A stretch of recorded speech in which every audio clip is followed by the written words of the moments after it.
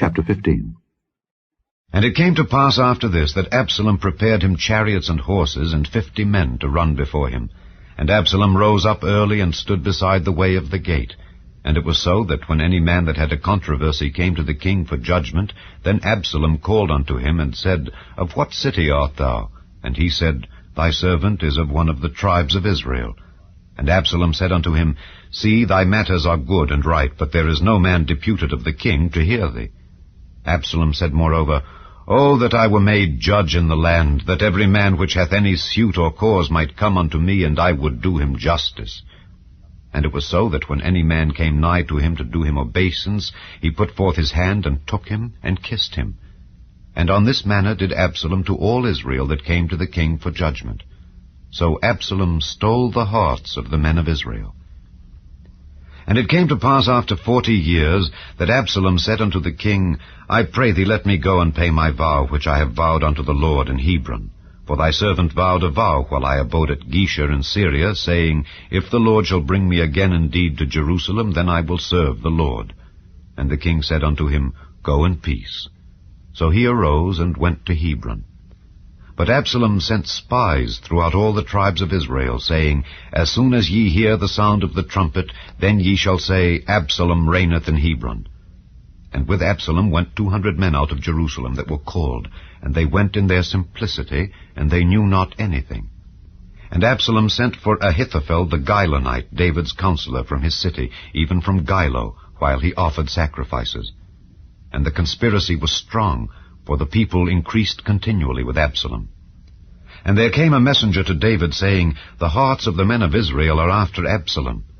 And David said unto all his servants that were with him at Jerusalem, Arise, and let us flee, for we shall not else escape from Absalom. Make speed to depart, lest he overtake us suddenly, and bring evil upon us, and smite the city with the edge of the sword. And the king's servants said unto the king, Behold, thy servants are ready to do whatsoever my lord the king shall appoint. And the king went forth, and all his household after him. And the king left 10 women which were concubines to keep the house.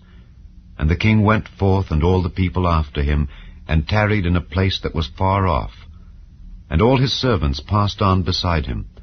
And all the Kerethites, and all the Pelethites, and all the Gittites, 600 men which came after him from Gath, passed on before the king. Then said the king to Ittai the Gittite, Wherefore goest thou also with us?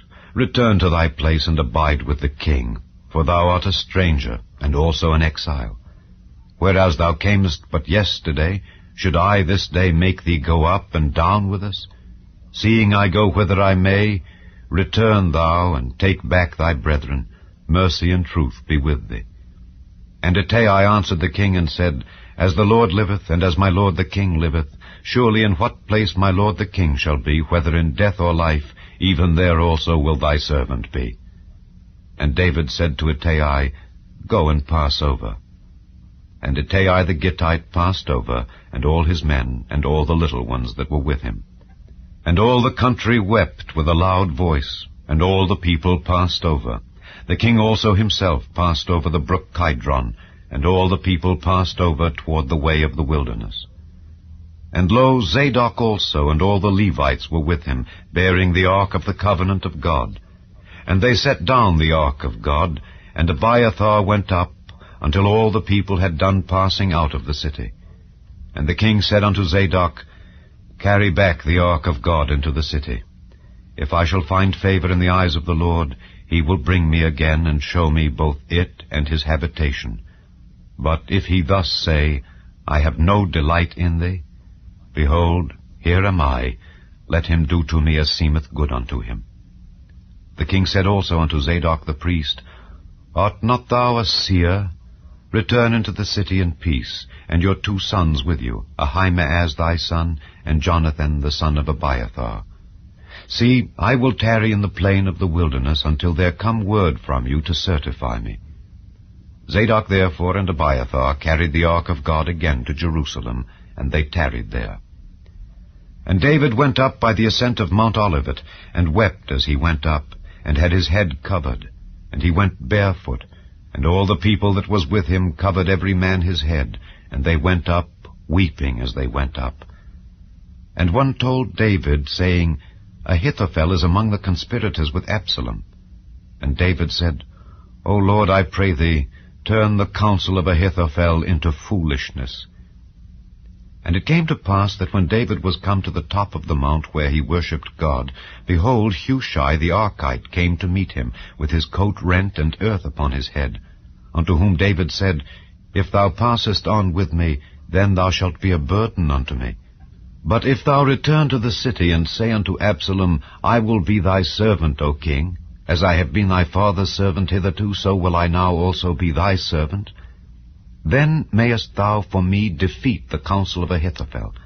And hast thou not there with thee Zadok and Abiathar the priests?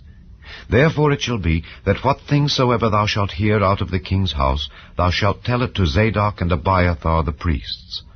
Behold, they have there with them their 2 sons, Ahimaaz Zadok's son, and Jonathan Abiathar's son. And by them ye shall send unto me everything that ye can hear. So Hushai, David's friend, came into the city, and Absalom came into Jerusalem.